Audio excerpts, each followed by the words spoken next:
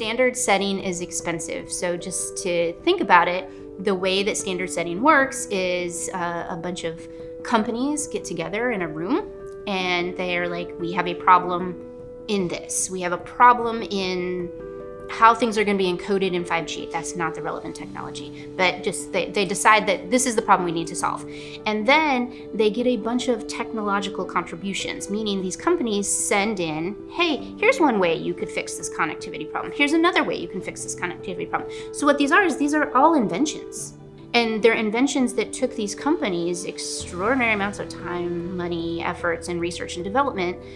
And so then what happens at the standard setting organization or the standards development organization is they decide how to best solve the problem they identified by picking the technology that works the best to do that. So that sounds great, but what we're talking about here is hundreds or thousands of technological contributions, hundreds or thousands of technological ideas, many of them covered by patent, being submitted, and then through a multi-year iterative process, they decide, oh, this one works good for this one works good for this one works good for this. At the end of the day, you have a standard, and underlying that standard is a bunch of technology, some of which is covered by standard essential patents. So you are inventing without any guarantee that your invention is going to get picked to be put in the standard. There's no certainty there whatsoever. It could be that your competitor brings a better contribution. And so you're inventing with no guarantee on top of all of the time and money you also then put into standard development. These are engineers sitting in conference rooms for days, years, a long time, right? So you're losing manpower, you're losing R&D money, you're losing all of the stuff is going into standards development.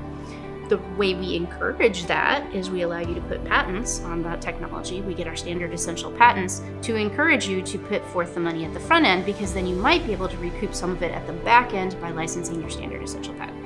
If we don't do that, if we either don't allow patenting, we may not get the initial investment into the research and development to get the technological contribution, or we may, if we don't allow patenting on it, or in what's happening now and what's a problem now is it's very hard to get an injunction if somebody is infringing your standard essential patent.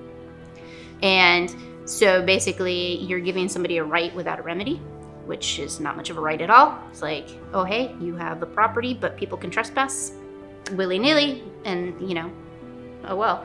And so what that does by providing the right without the remedy, particularly as it applies to standard essential patents, is you end up with companies not being as interested in participating, or not being as interested in doing this very uncertain research and development to develop the underlying technologies that go into the standard setting. What we could end up with at the end of the day is standards based on not as good technology if the good innovative companies don't want to play anymore.